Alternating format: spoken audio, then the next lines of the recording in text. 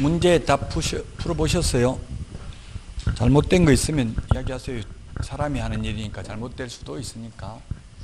그래서 해설 보고 문제 보시면 거의 다 풀 수는 있을 거예요. 해설을 자세하게 해놨으니까. 1월 달부터는 이제 올해 기출 문제를 40문제를 매일 5문제씩 8주 동안 내드리겠습니다. 해설하고. 참고로 제가 강의는 그건 못해요. 진도를 나가야 돼서 그냥 해설을 자세하게 해드릴 테니까 한번 참고로, 그게 지금 문제를 꼭 알아야 되는 게 아니라 기출문제가 이렇게 출제되니까 어떻게 공부해야 될지 방향을 알아라는 취지입니다. 지금 뭐 다 알아야 되는 건 아니죠. 문제를 지금 다 알아버리면 더 이상 수업 들을 필요도 없잖아요. 그래서 어떻게 출제되는지 패턴만 좀 익히시라는 뜻입니다. 그 자료는 매주 제가 강의 오는 동안은 계속 드릴 거예요. 매주 시험 볼 때까지. 자, 205페이지 이번 시간은 중개보수입니다. 중개보수. 옛날에 복덕방 할 때는 복비라고 불렀어요. 복비. 지금도 복비라고 많이 불러요. 그 복비가 왜 나왔냐 하면은 우리나라 옛날에 음양오 행설에 보면은 천복하고 지복이 있습니다. 천복은 타고나야 됩니다. 하늘이 내린 복은. 지복, 땅이 내린 복은 이제 명당자리를 양택이라고 하죠. 명당자리를 지어서 살면은 현세가 복을 받고, 음택, 묘자리를 좋은 데 쓰면 후세가 복을 받는 것으로 여겼습니다. 그래서 중개보수를 깎자고 하면 저도 현업에서 복비 깎으면 복 나갑니다. 그러니까 그러면 안 깎을게요 하고 주는 경우도 있더라고요. 아직도 복비라고도 하는데, 그러다가 수수료라고 부르다가 지금 보수로 바뀐 거예요. 2014년도에 중개보수로 바뀌었는데 아직도 현업에서는 중개수수료 이렇게 말 많이 하죠. 근데 왜 보수로 바꾸냐면, 수수료라고 하면 장사꾼처럼 느낌이 오고요, 보수라고 하면 전문직업인 같은 느낌이 옵니다. 변호사 수수료 이런 말 안 하잖아요. 변호사 수임료, 보수 이런 말을 하죠. 그래서 좀 여러분들이 법조문에 나와 있는 용어를 쓰도록 노력해야 됩니다. 스스로 공신력을 높여야 된다고요. 스스로 장사꾼처럼 생각하니까 전부 일반 국민들이 사기꾼 이런 이미지가 있는 게 사실이잖아요. 우리는 아니지만 일부 10만 명이 넘으니까 그 중에 한두 명 사기꾼이 있을 수 있거든요. 어느 조직이든지. 그런 분들 때문에 이제 이미지를 많이 안 좋게 하는 경향이 있다는 이야기입니다. 자, 중개보수인데 205페이지 맨 밑에서 5번째 줄에 상인의 보수 청구권입니다. 이게 뭐냐면, 우리 아파트 좀 팔아주세요 이러면 개업공개사가 팔아주면 중개보수는 줄 겁니까? 안 줄 겁니까? 물어요, 안 물어요? 현실적으로? 안 묻죠? 판례가 1958년도 판례인데요. 상법상 상인으로서 상행위에 상응하는 보수를 당연히 받을 수 있다라고 되어 있습니다. 중개보수 안 줄래 안 줄래 안 물어도 상법상 상인이므로 상인 보수 규정이 적용되니까 당연히 보수를 청구할 수 있다. 그래서 묻지도 않고 계약 성사시켜놓고 그냥 달라고 하잖아요. 그래서 판례입니다. 이건 옛날에 판례. 자, 그 다음에 206페이지입니다. 206페이지. 양가로 3번 양도, 압류, 이거는 시험에 나온 적이 없습니다. 그래서 시험에 한 번도 나온 적이 없기 때문에 참고로만 하시고, 3번에 무등록 개업공개사의 보수 청구권인데, 무등록 업자, 무등록 개업공개사, 무등록 중개업자 다 같은 의미입니다. 법에는 무등록 업자라는 표현은 없고, 법에는 뭐라고 되어 있냐면 법제 구조 규정에 의해서 중개사무소 개설 등록을 하지 아니하고 중개업을 영위하는 자, 이런 표현을 쓰고 있는데 너무 기니까 편의상 무등록 중개업자, 무등록 업자 또는 무등록 개업공개사라고 표현하겠습니다. 같은 의미입니다. 즉 무등록 업자의 보수 청구권은 인정되지 않습니다. 중개보수 못 받습니다. 그러나 양가로 이번에 사법상 효력입니다. 즉 무등록 업자가 중개 행위를 했다 하더라도 매도인이 있고 매수인이 있고 무등록 업자가 있습니다. 무등록 업자가 매도인과 매수인을 연결시켰다 하더라도, 거래계약을 성사시켰다 하더라도 이 매매면 매매계약이 되겠죠. 거래계약에는 매매계약, 교환계약, 임대차계약 이런 게 거래계약이라고 했죠. 이 매매계약은 효력이 있다고요? 유효하다고요? 단지 무등록업자가 3년 이하의 징역이나 3천만 원 이하의 벌금에 처할 뿐입니다. 만약에 무등록업자가 중개한 그 거래계약이 무효라고 하면 거래 당사자는 등록증 진짜 등록했는지 일일이 확인하고 의뢰를 해야 되겠죠? 예, 무등록업자에게 의뢰를 한 의뢰인도 처벌받지 않습니다. 그리고 거래계약도 유효합니다. 다만 무등록업자는 3년 이하의 징역이나 3천만 원 이하의 벌금에 처하며 또한 무등록업자의 보수 청구권은 인정되지 않습니다.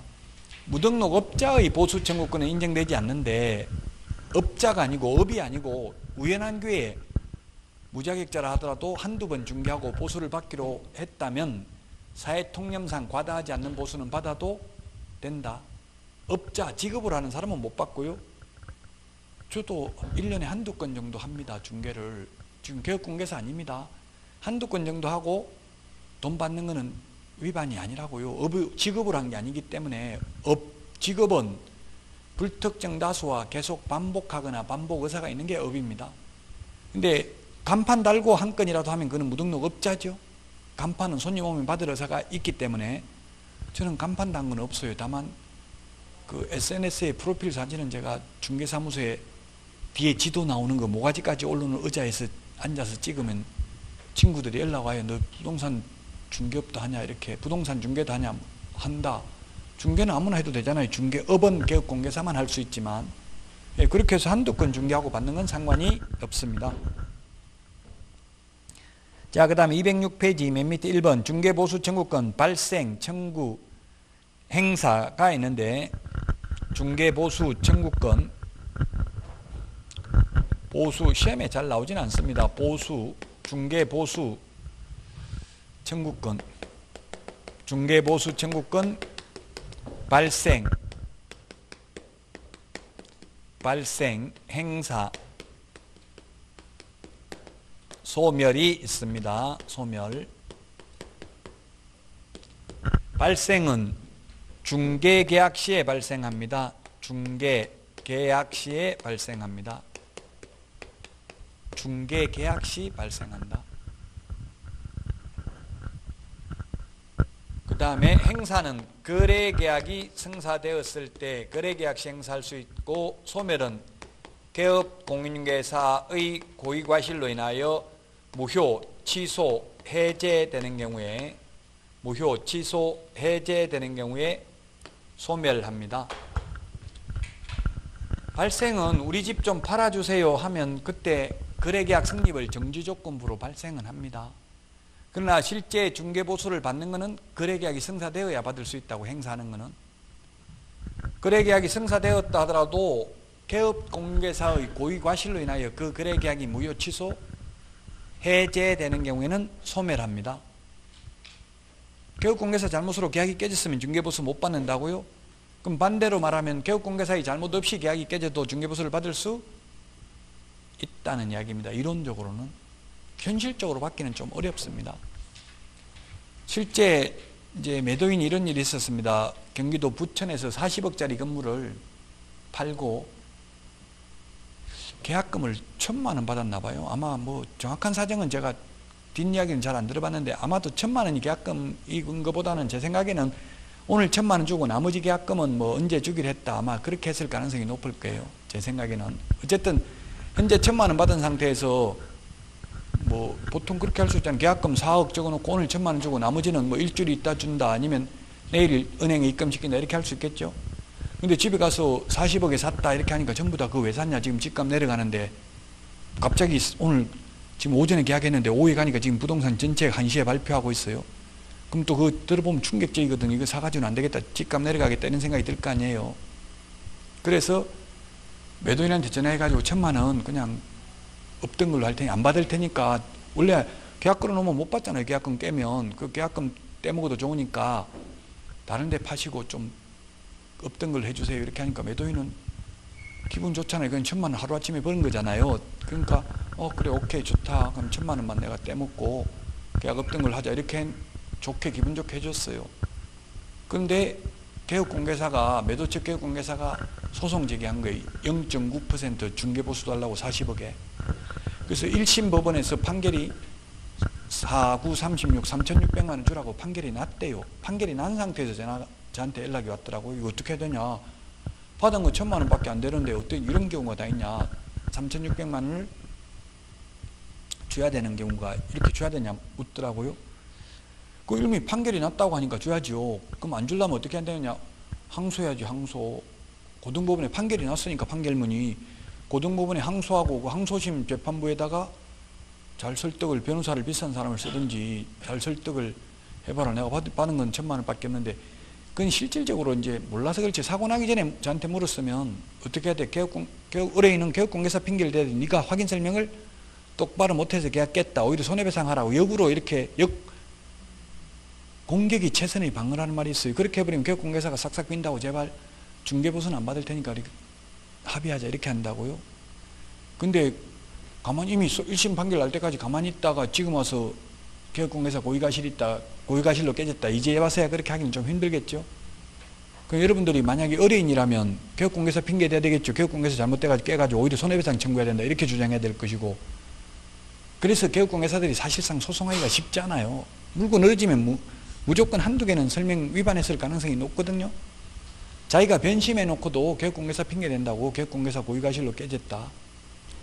저한테 물으면 묻는 사람한테 유리하게 대답할 수밖에 없어요. 의뢰인이 물으면 의뢰인한테 개업공개사 핑계 대고 계약 너 때문에 깼다 이렇게 주장하라고 할 수밖에 없고요. 솔직히 말하면 개업공개사님이 물으면 내 고의가실이 없다라고 주장할 수밖에 없는 거죠.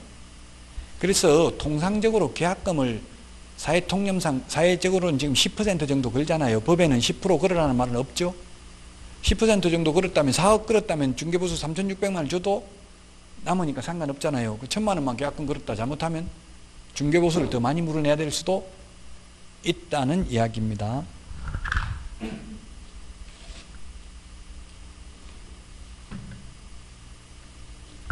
208페이지 보겠습니다. 208페이지 인과관계 뭐 이런 거는 시험에 잘 안 나오고 209페이지 보겠습니다. 3번 중개보수 지급식입니다. 중개보수 지급시기는 첫 번째 줄에 당사자 약정입니다. 원칙 당사자 약정 동그라미 우리 책에 글씨체 진하게 해놨잖아요. 예외 아무 말이 없으면 약정을 할 때 약정이 없으면 거래 대금 지급이 완료된 날입니다.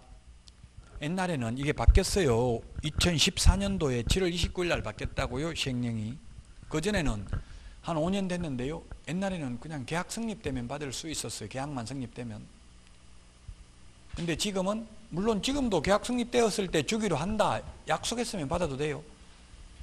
근데 옛날에 계약 성립되면 받을 수 있다라고 돼 있을 때도 현실적으로는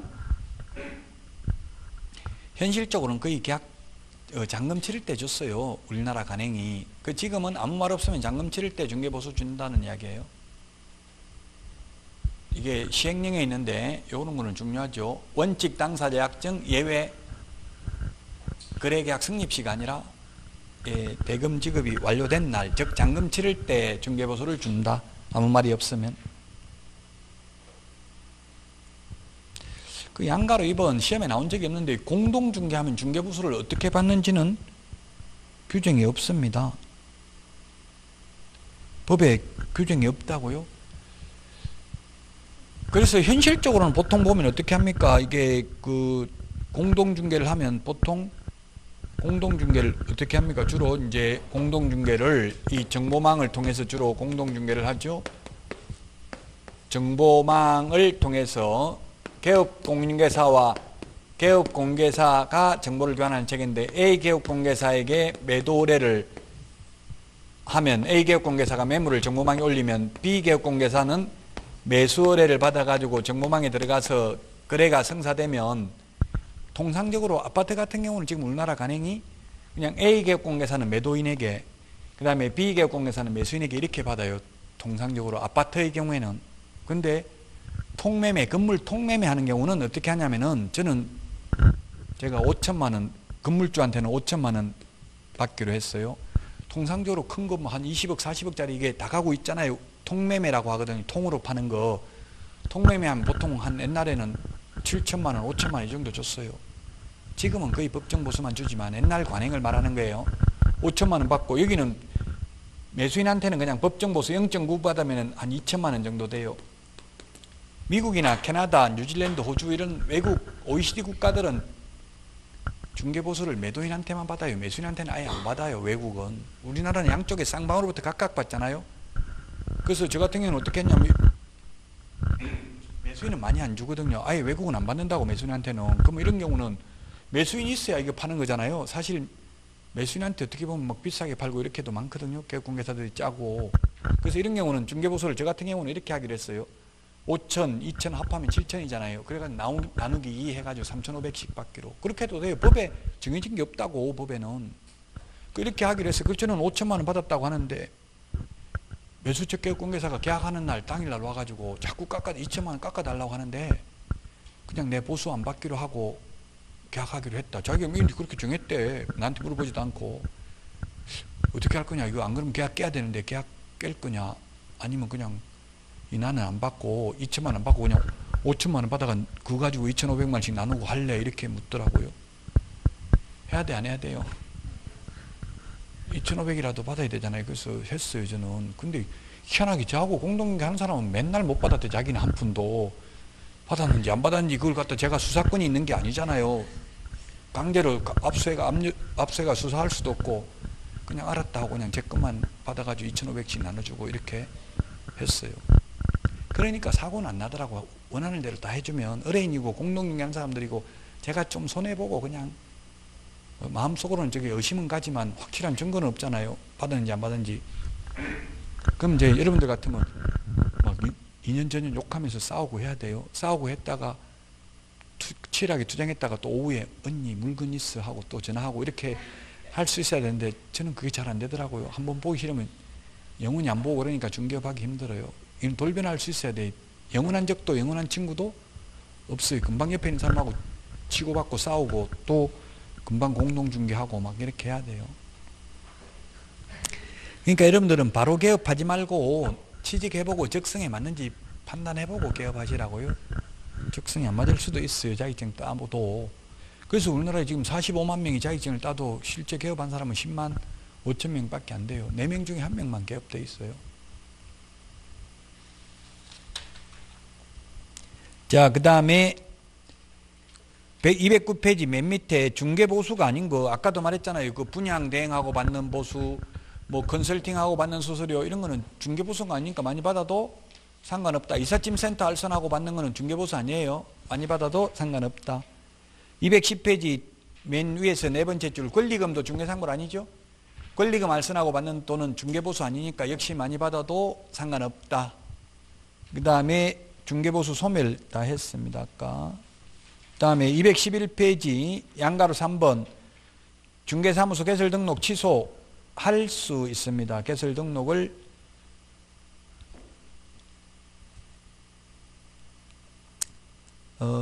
개설 등록 취소. 첫 번째는 그 무등록 개업공개사는 중개보수 청구권이 인정되지 않는다. 그 다음에 2번 중개 완성으로 부동산 거래계약이 체결된 경우에 등록이 취소된 경우 이미 성립된 계약 당사자 간의 계약에 의한 중도금, 잔금 지급 의무는 개업공개사의 등록 취소와 관계없이 계약 당사자 간에 기속되는 것으로 본다.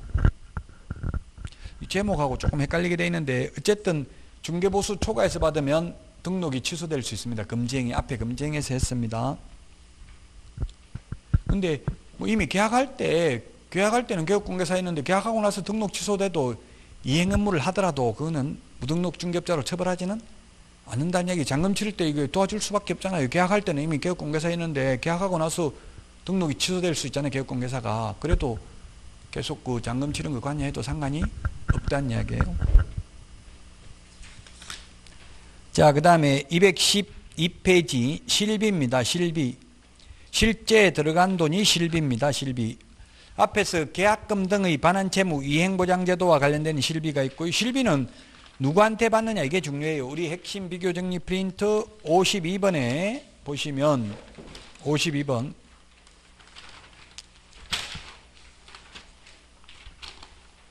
핵심 비교정리 프린트 52번에 보면은 수수료가 있는데 거기에 15번에 있습니다. 15번. 15번 밑줄 치십시오. 15번. 15번, 16번 다 밑줄 쳐놨죠? 그 15번, 16번 누구한테 받느냐 이게 중요한데요. 앞에서 했던 계약금 등의 예치금고 제도는 매수인이 원해서 하는 거니까 매수인한테 받는 거 이해되죠? 근데 이건 좀 이해가 돼요? 안 돼요? 현실적으로 지금 등기사항증명서 발급 비용을 누구한테 받냐고 현실적으로 현업에서 매도인, 임차인, 매도인, 매수인, 개업공개사가 부담한다. 현실적으로 누가 부담해요? 등기사항증명서 발급하는데 돈 들어가거든요. 누가 부담하냐고 현실적으로. 현실적으로 매도인, 매수인한테 안 받죠. 현실적으로는. 근데 이론적으로는 매도인한테 받을 수 있어요. 임대인한테. 현실적으로는 수도권의 경우에는 법무사들이 대줍니다. 법무사들이. 수도권 외의 지역에서는 주로 개업공개사가 냅니다. 그 등기사항증명서 발급하는 데 들어가는 돈. 등기사항증명서 발급하는데 인터넷으로 열람하면 800원, 그 다음에 그 기계로 떼면 1,000원, 그 다음에 사람한테 가서 떼면 1,200원인가 그래요. 그 1,200원인가 그렇다 이 말은 시험에 1,200원이냐 1,000원이냐 시험에 안 나온다는 얘기예요. 그러니까 저도 잘 몰라요 정확하게. 그 달라요. 돈은 어쨌든 떼는 돈이. 그런데 그 돈은 들어간다고 어쨌든. 그 누가 부담한다고요? 매도인, 임대인한테 받는 게 원칙이에요. 근데 현실은 그렇게 안 하기 때문에 이게 어렵다는 이야기. 현실에서 근무하는 분들은 다 떨어진다고. 이게 현실하고 너무 다르기 때문에. 그럼 왜 매도인이 내야 되냐? 등기사항증명서 발급하는 데 들어가는 돈 1,000원, 비록 1,000원이라도. 그 이유는 민법 판례에 의하면 매도인은 완전한 소유권을 넘겨주고 잔금을 받는 게 동시행 관계에 있어요. 그래서 민법 판례에 의하면 만약 10억짜리 아파트인데 가압류가 10만 원이 되어 있다 하더라도 그 10만 원 가압류를 말소해 주기 전에는 동시행 항변권을 행사해서 잔금 지급을 거절할 수 있어요. 가압류 다 말소해 주면 잔금 지급할게 이렇게 할 수 있다고요. 잔금 달라 해도 그걸 동시행 항변권 민법에서 행사할 수 있어요. 그럼 완전하게 깨끗하게 등기부 깨끗하게 만들어주고 잔금 받는 게 원칙이라고요. 그래서 매도인이 자 등기부 봐라 깨끗하다 이걸 스스로 입증해야 돼. 그래서 등기사항증명서 발급 비용을 매도인이 내야 된다고요. 이론적으로는. 현실은 매도인한테 안 받지만 현실적으로 돈 1,000원 그거 받아놓으면 나중에 매도인이 중개보수 줄 때 잘 안 주려고 할 수도 있겠죠. 그래서 현실적으로는 안 받지만 시험에 나오면 매도, 임대 의뢰인한테 실비를 받을 수 있다. 권리관계 등의 확인에 소요되는 실비는 계약금 등의 예치 권고 제도와 관련되는 실비는 매수, 임차 의뢰인에게 받을 수 있다. 이 핵심 비교 정리 프린트 계속 밑줄 치고 이것만 다 알면 80점 받는다 했어요. 핵심적인 내용은 프린트 2장에 다 압축되어 있습니다.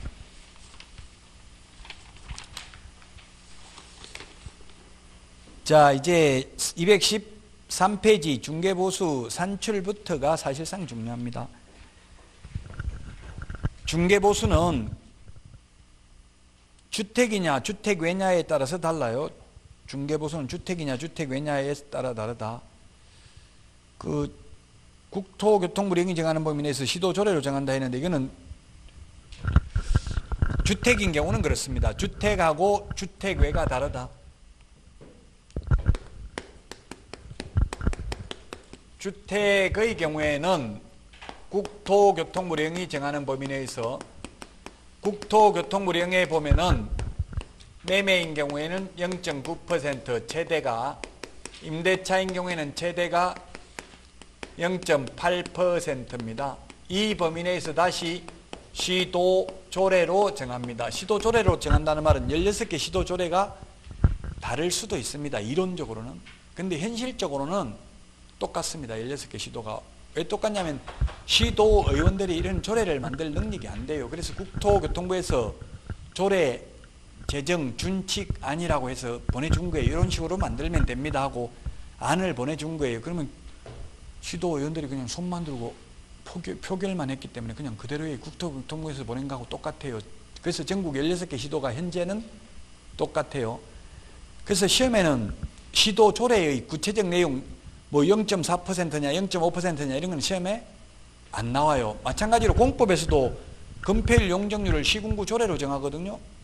그럼 시군구 250여 개 되는 시군구 조례가 다를 수도 있잖아요. 그게 시험에 낼 수는 없겠죠. 그 조례의 구체적 내용은 시험에 안 나오고 다만 시도 조례로 정한다. 이걸 시험에 시군구 조례로 정한다. 이렇게는 낼 수 있겠죠. 그렇게만 내지 구체적으로 시도조례가 어떻게 되어 있는지는 내지 않는다고요. 계산하는 문제가 한 문제 나오는데 계산할 때는 시도조례는 요율이 몇 %다 이걸 줘요, 예시를. 그러니까 굳이 암기할 필요는 없다는 이야기. 시도조례가 몇 %인지는. 이게 주택이고요. 그 다음에 주택외입니다. 주택외. 주택외의 경우에는 국토부령으로 정합니다. 주택외는 시도조례로 정하는 게 아니라 국토교통부령으로 정한다고요. 국토교통부령으로 정하는데 이 국토교통부령에 보면은 첫 번째 85제곱미터 이하, 85제곱미터 이하 주거용 오피스텔,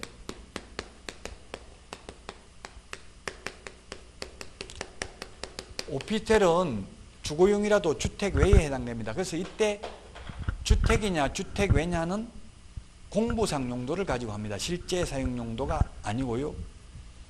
우리나라에 뭐 학원이 최고 많다고 하는 모 그 출판사에서는 이걸 실제 용도라고 하던데요. 아닙니다. 실제 용도가 아니에요. 실제 용도면 주거용 오피스텔이 실제 주택이잖아. 그러면 주택을 해야 되는데 주택 외로 분류한 거는 공부상 용도라는 이야기. 공부상 오피스텔은 업무시설로 되어 있어요. 업무시설로 되어 있는데 그러나 주거용 오피스텔은 사실상 주택에 준해서 보호를 한다 이 뜻입니다. 따라서 주거용 오피스텔의 경우에는 매매는 0.5%고요.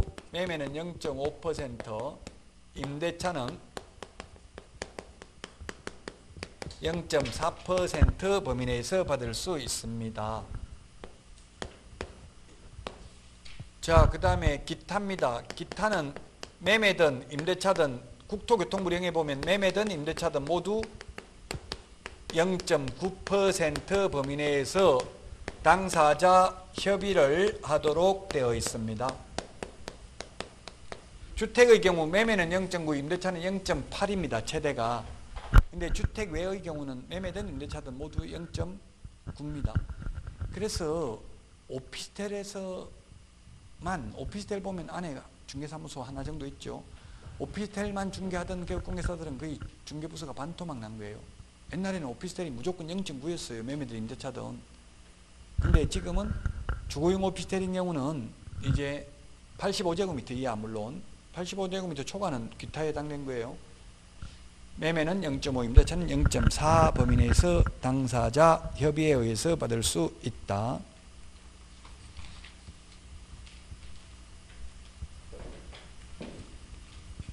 (215페이지에) 나와 있습니다. 215페이지 위에서 동그라미 3번에 보니까 주상 복합 용도인 경우 주택의 면적이 2분의 1 이상인 경우에 전부 주택에 대한 중개보수 규정을 적용합니다. 2분의 1 이상. 우리 핵심 비교 정리 프린트 56번 56번에 2분의 1, 3분의 1, 5분의 1, 맨 밑에 있는 까만 별표에 10분의 1 되어 있습니까?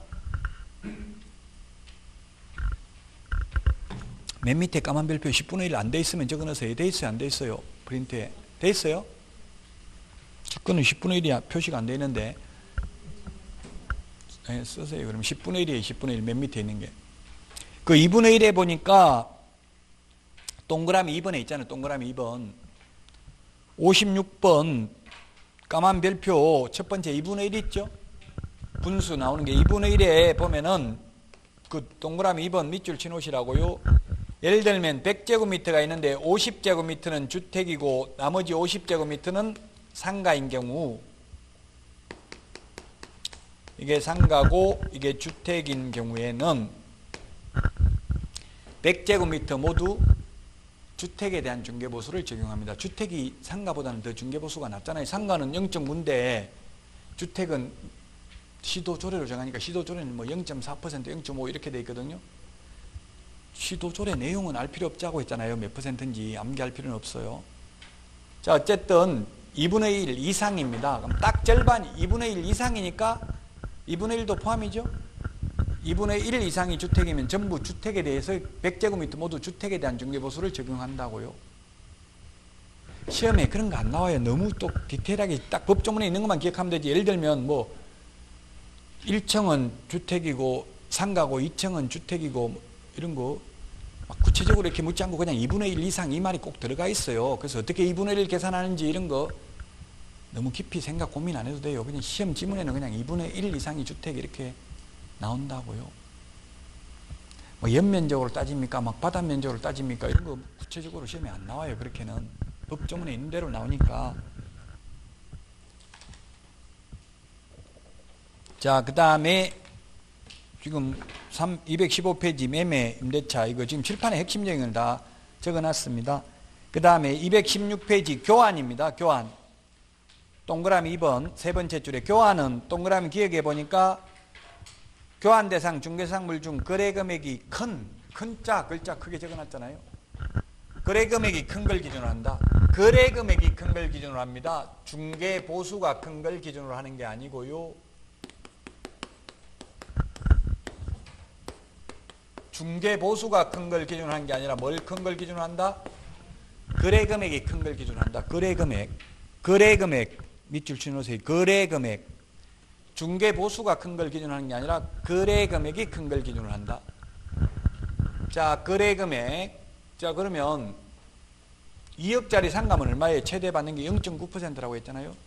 0.9면 얼마지? 298, 180만 원입니다. 중개 보수가. 3억짜리 주택의 경우에는 매매인 경우 0.9% 범위 내에서 시도조례로 정한다고 했잖아요. 시도조례 암기할 필요 없는데 시도조례는 0.4%의 3억 이상은 0.4면 얼마에 120만 원이죠?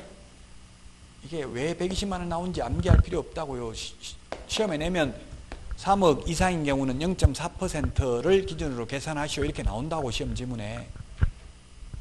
그 0.4면 120만 원이에요. 그러면 중개 보수가 큰 거는 2억짜리고 거래 금액이 큰 거는 3억짜리죠.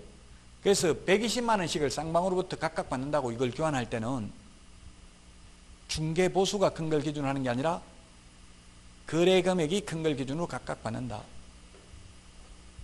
현실적으로 교환 거의 안 일어나요. 그냥 현실적인 거 빼고 그냥 시험에 나오면 이렇게밖에 안 나온다고. 거래 금액이 큰다. 이게 포인트라고요. 216페이지 양가로 4번에 그 맨 밑에 있는 거 박스 이거 암기할 필요 있다 없다. 서울시 조례 기준이라고 돼 있잖아요. 그럼 서울시 조례는 암기해야 되고 부산시 조례는 암기 안 해도 됩니까? 시험에 안 나온다고. 16개 시도별로 다 다를 수도 있다. 이론적으로는. 그래서 이거는 X 해놓으세요. 216페이지 박스 두 개는 X. 그냥 안 봐도 된다고요. 맨날 떨어지는 수험생은 합격생과 수험생의 차이가 있어요. 공부하는 요령이. 수험생은 지금 몇 년째 하는 분들은 계속 시험에 안 나오는 거 사이드에 있는 것만 하는 거예요. 중요한 거 시험에 나오는 걸 하는 게 아니고요. 예, 그래서 60점만 받으면 되는 시험입니다. 사이드에 있는 거 할 필요 없습니다. 217페이지 중개보수의 산정기준. 이거는 시험에 최근에는 거의 안 나옵니다. 지금 산출액, 한도액 돼 있으면 산출액 이렇게 돼 있는데 이게 뭐냐면 그냥 예를 들어서 해보는 게 최고 쉬울 수 있어요. 자, 2억짜리는 중개보수가 주택인 경우에는 2억짜리 중개보수가 얼마냐 하면은 0.5%입니다. 0.5%가 아니라 2억 이상인 경우는 0.4%입니다. 시도조례에 의하면 2억짜리를 중개하면은 중개보수가 80만 원입니다. 시도조례에 의하면. 조례 암기할 필요는 없다고 했죠. 근데 1억 9천짜리를 중개하면 얼마냐면 1억 9천짜리를 중개하면 2억 미만인 경우는 0.5%라고 돼 있어요. 0.5% 시도조례에 보면 그 216페이지 그냥 참고로 한번 보세요. 거기에 참고로만 보고 암기할 필요 없는데요.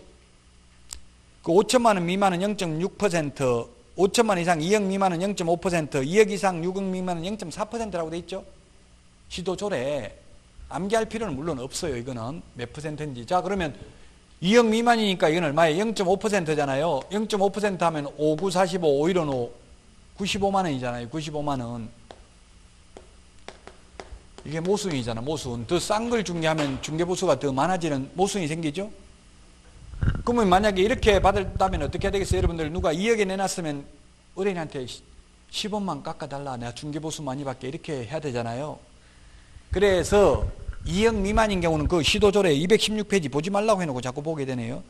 한도액이 얼마라고 돼 있어요? 2억 미만인 경우는 80만 원이라고 돼 있잖아. 한도액이. 그 맨 오른쪽에 박스의 표에. 그래서 결론은 1억 6천짜리를 중개하든 2억짜리를 중개하든 중개보수는 모두 80만 원이라고. 지금 뭐 이게 무슨 말이에요? 한도액이 80만 원이기 때문에 산출액이 95만 원이 나와도 80만 원밖에 못 받는다 이 뜻이에요. 시험에는 이거 잘 안 나옵니다. 그냥 어쨌든 한 번만 계산해 보면 금방 알 수 있어요. 한도액이 있으면 한도액밖에 못 받고 산출액이 더 높게 나오더라도 그 말이죠.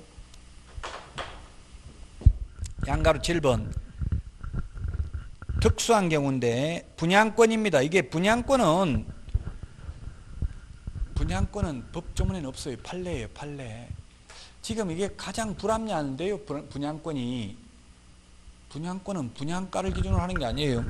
만약에 분양권인 경우 분양가가 5억입니다. 5억. 그 다음에 계약금이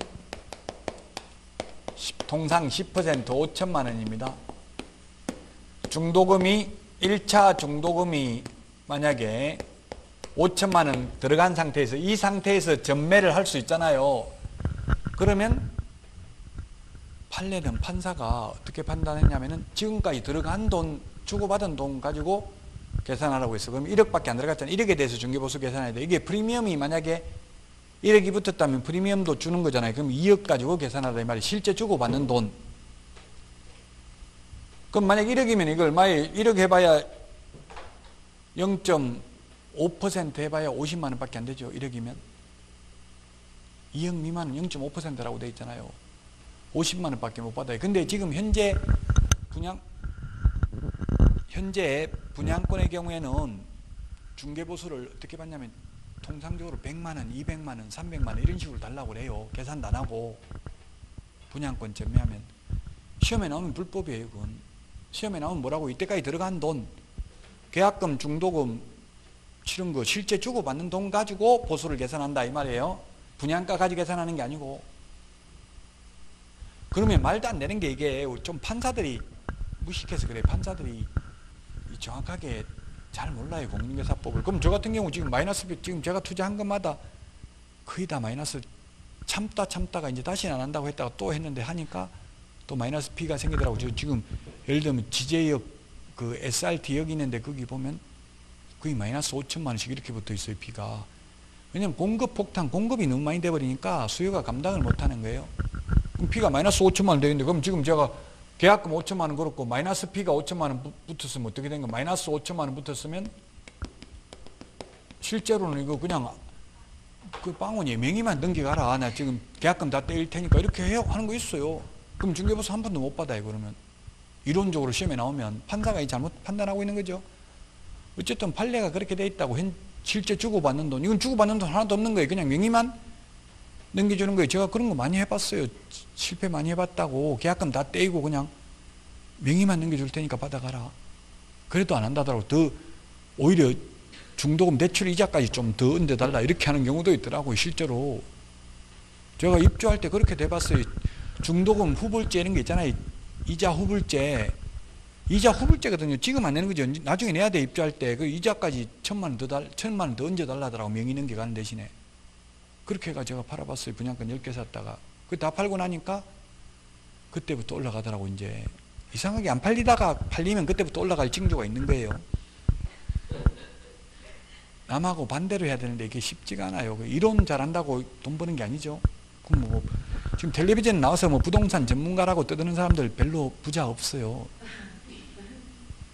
무식하게 그냥 아무것도 모르고 대충 감으로 한 사람들이 돈은 벌어요. 이것저것 다 생각하면 위험 요인 이런 거 다 생각하면 오히려 돈이 안 된다니까요.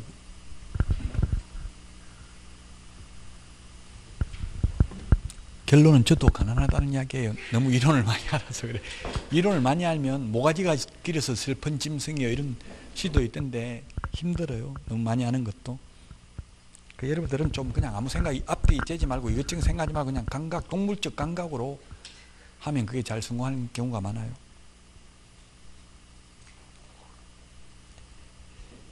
자, 217페이지 맨 밑에 매매는 거래금액 곱하기 요율, 교환은 거래금액이 큰 거, 임대차는 임대차에 월세가 있는 경우입니다. 월세가 있으면 보증금 더하기 월세, 만약에 이게 또 사례를 드는 게 더 낫겠네요. 보증금 500만 원에 원룸 같은 거 이런 거 있잖아요. 보증금 500에 월세가 45만 원 있어요. 그럼 월세 45만 원 곱하기 100을 합니다. 100. 그럼 얼마에 4,500만 원에 500만 원을 더하면 5천만 원이죠? 그럼 5천만 원 곱하기 요율을 하면 됩니다. 그런데 보증금 더하기 월세 곱하기 100을 한 금액이 4천만 원 미만이 나오면 이건 4,500이잖아요. 4천만 원, 4,500밖에 안 되잖아요. 이런 경우는 보증금 더하기 월세 곱하기 100을 하는 게 아니라 얼마를 한다? 70을 해요. 70.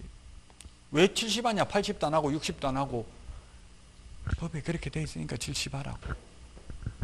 왜 70 하는지 이런 걸 너무 고민하면 안 돼. 그냥 70 하는 거는 그냥 암기해야 돼. 그 숫자는 70을 하라고 돼 있어. 그럼 70을 하면 얼마에? 4,7은 28, 2,800만 원 더하기 보증금 500 하면 3,300만 원 곱하기 요율을 합니다. 그러면 주택 외의 경우에는 0.9%잖아요. 그럼 0.9%를 곱하면 5천만 원은 5945, 45만 원인데 이거는 0.9를 곱하면 3927, 3927, 30만 원도 안 되고 20만 원 가까이 차이가 나요. 그게 뭐냐 하면 결론은 만약 이런 무슨 상가 건물이 있는데 이게 월세 5만 원만 좀 깎아달라고 주인한테 이야기 좀 해주세요. 개업공개사에게 이렇게 하면 개업공개사는 아예 말 딱 잘라버리고 절대 안 됩니다. 이거 지금 50만 원 하다 겨우 깎아가지고 45만 원 되는데 아예 절대 안 됩니다. 뭐 계약 안 하셔도 좋습니다. 이런 식으로 강하게 나온다고. 왜? 사실 주인한테 이야기하면 깎아줄 수도 있거든요. 깎아버리면 중개보수가 20만 원이 쏴지잖아요. 그래서 절대 이런 거는 못 깎아요. 안 깎아줘요. 개업공개사가 아예 자기 선에서 차단하고 이는 절대 못 갚습니다. 이렇게 한다고. 왜? 5천만 원 미만이 돼버리면 중개보수가 0.7을 곱하니까 월세에다가. 자, 결론은 전세는 전세금에다가 요율을 곱하면 되는데 월세가 있는 경우에는 보증금 더하기 월세 곱하기 100을 한 금액이 5천만 원 미만인 경우에는 미만입니다. 이하가 아니고 미만인 경우에는 보증금 더하기 월세 곱하기 70을 한다. 미만이면. 자, 그 다음에 분양권은 현재까지 주고받는 돈이라고 했어요. 들어간 돈. 즉 분양가가 아니라 실제 주고받는 돈, 프리미엄도 포함한다 했어요. 그 제가 아까 이야기했잖아요. 예를 들어서 마이너스 P가 붙어버리면 그럼 실제 주고받는 돈 없으면 그럼 중개보수 한 푼도 못 받아요. 이론적으로는. 현실적으로는 말이 안 되죠. 판사가 그렇게 판결을 해버렸어요. 실제 주고받는 돈에다가 곱하기 요율을 해라. 그럼 판사도 맨날 프리미엄 플러스 프리미엄 붙은 것만 생각했죠. 마피. 지금 인터넷 치보면 마피. 한번 치보세요. 지제역 마피. 마피 마이너스 P다 이 말이에요. 마피 줄여서 마피라고 돼 있어요. 현업에 있는 분들 줄여서 말 많이 써요. 마피 많아요. 마이너스 P. 계약금만큼 마이너스 돼 있으면 한 푼도 못 받는 거예요. 중개보수 시험에 나오면. 자, 그 다음에 동일 3번 217페이지 동일 3번 이게 무슨 말이냐면 동일 3번이 무슨 말이냐면 동일한 중개사물에 대하여 동일 당사자 간의 매매를 포함한 둘 이상의 거래가 동일한 기회에 이루어지는 경우에는 매매에 대한 거래 금액만을 적용한다. 이게 뭐냐면 집 팔고 매도인이 매매하고 그 자리에 세입자로 눌러 사는 경우 임대차 계약을 체결하는 경우도 있죠. 이런 경우 있어요, 없어요? 저도 있었습니다. 제가 경기도 광주에 그냥 그 학원에 강의하러 갔다가 원장님이 그 미분양된 거 있다고 사라더라고요. 그게 아마 MGM을 한 500만 원 받은 것 같아요. 저 소개하고 한 500만 원씩 이렇게 주거든요. 그래서 그냥 즉흥적으로 그냥 아무 생각 없이 샀어요. 그때 가격도 쌌어요. 1억 얼마였지? 한 지금 거의 20년 전의 이야기예요. 1억 정도? 1억 정도 준 것 같네. 1억 천이나 이 정도. 35평인데 옛날에 35평도 있었어요. 옛날에 분양평수 35평이라도 다 전용 면적은 85제곱미터 25.4평입니까? 25.7평인가 평수로. 그건 다 똑같아요. 전용 면적은 사실. 그 35평을 1억 정도 지금 기억도 안 나고 기억하고 싶지는 않아요. 1억 정도 주고 들어갔는데 7년 만에 팔렸어요. 7년 만에 1억 8천인가 팔렸어요. 1억 8천 7년 동안. 근데 뭐 한 몇천만 원 남았어요. 서류상은. 근데 실제로는 제가 대출 받아가지고 이자 들어간 게 7년 동안 대출 받았기 때문에 돈 하나도 없이 그때 그 돈 1,000만 원인가 가지고 분양받았거든요. 그 나머지 다 대출이에요. 그러면 그 대출이 뭐 한 8천만 원 이렇게 돼가지고 대출 이자가 7년 동안 낸 거 따지면 거의 남는 게 없더라고요. 그 얼마나, 그런데 지금 팔아야 되는 게 지금 또 겁도 없이 저도 무슨 생각을 했는지 그때만 해도 젊어서 그런지 또 제가 3번에 44평짜리를 분양을 받아놨어요. 그것도 돈 1,000만 원 가지고 또 4억 넘는 걸 분양받았어요. 그 당시 분양가가 돈 1,000만 원 가지고 제 돈은. 그 이제 입주를 할 때가 다 됐고 이걸 안 팔리면 골치가 아파요. 근데 아무 생각 없이 분양을 받아서 팔릴지 안 팔지도 모르는데, 근데 마치 입주 3개월 전에 이게 팔렸어요. 경기도 광주에 있는 게 1억 7천에. 얼마나 기뻤겠어요. 그래서 제가 얼마든지 월세 줄 테니까 3개월만 좀 더 살자, 팔고. 입주하는 날 우리가 또 3개월 살기도 애매하잖아요. 그러니까 매도인이 그렇게 하라더라고. 뭐 그러면 그렇게 하라 해서 그렇게 계약서를 썼어요. 그런데 저한테 배운 개업공개사가 중개를 했거든요. 저한테 수업 들었던 분이 작업을 한 것 같아. 그래가지고 매도인 돌변하더라고. 작업을 한 거는 왜 작업했겠어요? 제가 팔고 그 자리에서 눌러서 하면 이게 임대차에 대한 중개보수는 못 받는다고. 집 팔고 그 자리에 세입자에 눌러서 하면 매매 계약도 일어나고 임대차 계약도 일어났잖아요. 동시에. 동일 3번 들어간다고 했죠. 동일한 중개상물, 동일 당사자, 동일한 기회, 동일 3번. 그게 동일 3번이에요. 동일한 중개상물, 동일 당사자, 동일한 기회. 그게 뭐냐면 쉽게 말하면 집 팔고 그 자리에 세입자를 눌러서 하는 경우에요. 이거는 매매에 대한 중개보수밖에 못 받아요. 그러니까 개업공개사가 작업을 했더라고요. 그러니까 갑자기 매도인이 우리 아들이 군대 갔다 와서 살아야 돼서 안 되겠다. 하기 싫으면 계약 깨야지 뭐 어쩔 수 없지 않냐 이러더라고요. 그 개업공개사가 제가 무조건 팔아야 되는 걸 알잖아요. 지금 입주해야 된다는 거 아니까 그렇게 작업을 했더라고요. 그래서 할 수 없이 또 을미교잡기먹기로 그대로 해주고 저는 모텔방을 전전하면서 3개월 동안 짐은 이삿짐 센터에 맡겨놓으니까 하루에 보관료 5,000원씩 달라 하더라고요. 5,000원인가 뭐 그때 달라 하더라고요. 얼마씩. 그래서 제가 아는 사람한테는 다시는 이제 중개 의뢰를 저한테 배웠던 분한테는 잘 안 해요. 오히려 아는 사람이 뒤통수 치고 사기치는 게 더 많아. 오히려 보험도 아는 사람한테 들면 뭐 주지도 않아. 봉사품도. 모르는 사람한테 들으면 뭐 주고 이런다니까요. 그런 거 다 몰라도 되고 결론은 동일 3번, 동일한 중개상물, 동일 당사자, 동일한 기회에, 그건 쉽게 말하면 집 팔고 그 자리에 세입자를 눌러 사는 경우 그것만 말하는 거예요. 그거는 매매에 대한 것밖에 못 받는다고. 임대차도 일어났지만 임대차에 대한 보수는 못 받는다고요. 그러니까 여러분들도 작업을 하는 게 좋겠죠. 이 사람한테 그대로 살게 하는 것보다 다른 세입자 들이는 게 좋습니다. 이거는 싸게 팔아가지고 아무 불만 있어가지고 집 다 부술지도 모릅니다. 예를 들면 이런 식으로 작업을 하는 것 같더라고요. 그럼 새로운 세입자 들어오면은 또 임대차에 대한 보수도 받을 수 있잖아요. 개업공개사가. 이런 거에 적성에 맞는지를 테스트 해보시라고 시험 합격하고 나면.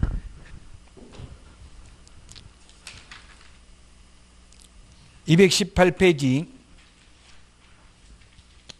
218페이지 그냥 실비는 누구한테 받는지 이것만 시험에 나와요. 이거 대행료 한 건 1,000원이다 이런 건 시험에 안 나와요. 왜 안 나오냐면 이게 시도 조례에 있어요. 한 건 1,000원이다 이거는 시험에 나온 적이 없어요. 암기할 필요 없고, 어쨌든 실비는 누구한테 받는다?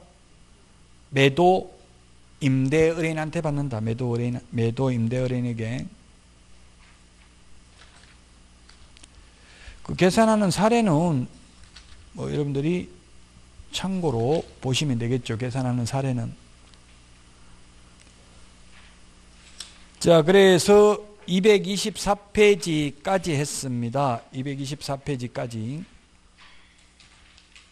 이제 225페이지 협회인데 11월, 12월은 입문 강의입니다. 입문 강의. 그래서 대체로 무슨 내용이 있는지 그냥 개략적으로 보시면 되고, 지금 2차 과목을 암기하는 건 아무런 의미가 없습니다. 이거 다 잊어먹어요. 지금 들어도 또 다음 주면 다 잊어먹고 또 다음 주면 다 잊어먹고 계속 거듭되는 고통을 받아야 돼요. 그러니까 슬퍼하거나 노여하지 마시고 그냥 그러려니 하고 계속 하다 보면 어느 날 갑자기 가슴 벅찬 희열을 느끼게 된다고. 이게 어느 말 배우는 거하고 똑같아요. 어제 또 보니까 그거 슛돌이라고 하더라고. 돌아온 슈퍼맨인가 해가지고 슛돌 하는데 그게 이제 늦게 하더라고요. 늦게. 와이프가 엄청나게 좋아해. 근우가 그 말도 못하는 애 이제 말 조금씩 하더라고. 말 전혀 못하다가 옹알이 하다가 어느 날 갑자기 말문이 튀잖아요. 똑같아. 여러분들도 처음에 할 때는 이게 외계어 배우는 것 같고 우주를 탐험하는 것 같다더라고요.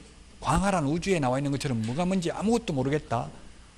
그러다가 나중에 어느 날 가슴 벅찬 희열을 느끼고 다 그게 하나하나 퍼즐이 맞춰지고 정리가 된다더라고. 공법도 뒤죽박죽이 돼가 지금 어디서 들어본 것 같은데 용어도 비슷비슷한 용어가 나오는데 뭐 국토교통부 장관, 시도의사, 시장, 군수구청장, 성인, 보고 뭐 이런 거 누가 입안하는지 이런 거 막 나오다가 어느 날 갑자기 정리가 된다고요. 그러니까 수업만 들으면 돼. 2차 과목은 앞으로 6개월 동안 계속 수업만 듣고 6개월 후에 한 5월 이후에 이제 1, 2차 같이 하면 된다고. 지금은 5월 달까지 뭐 해야 된다고요? 1차 그 중에서도 민법 위주로 계속 공부해야 됩니다. 민법을 안 잡아놓으면 결국 2차 포기하게 돼요. 민법 점수가 안 나오면. 점수 안 나오니까 불안하니까. 근데 사실상 점수가 민법이 60점이 안 나옵니다. 시험 볼 때도 안 나와. 시험 보기 전에 모의고사 봐도 60점이 안 나와요. 시험을 봐야 60점 넘어간다고요? 그 점수 안 나온다고 포기는 하지 마시라고. 그러면 어쨌든 그 지금 1차를 계속해야 돼. 앞으로 6개월 동안 1차 위주로 하고 올해는 특히 여러분들 내년이 되겠죠. 내년에는 민법이 어려울 차례입니다. 근데 민법은 어렵지만 정직한 과목이에요. 법조문이나 판례에 있는 것만 나와요. 학계로는 어렵게 내면 대책이 없어요. 이거는 학문이기 때문에 뭐 이것저것 다 갖다 집어넣으면 올해처럼 공법이 3문제 나오고 세법이 나오고 그러면 2차까지 한 분이 훨씬 쉬웠겠죠? 4문제 10점을 더 맞출 수 있으니까 1차만 하면 훨씬 더 불리하다고요.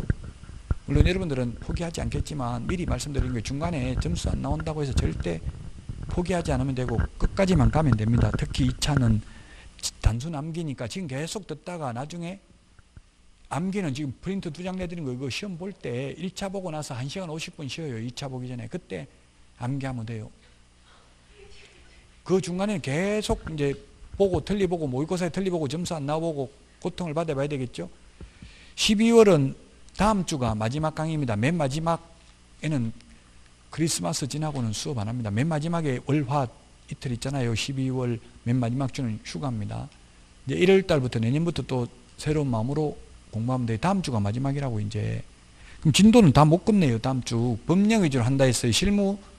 실무는 다 다른 과목하고 관련된 거예요. 실무는 주택임대차보호법, 상가건물임대차보호법, 부동산 실권리자 명의등기에 관한 법률, 장사 등에 관한 법률, 분묘기지권, 뭐 법정지상권 이런 거 전부 다른 과목하고 연계되어 있는 거예요. 아직 다른 과목도 안 배운 상태에서 너무 실무를 깊이 들어가면 스트레스만 받아요. 그래서 입문 강좌는 법령 위주로 했고 1월 달부터는 이제 진도 끝까지 다 나갑니다. 처음부터 끝까지.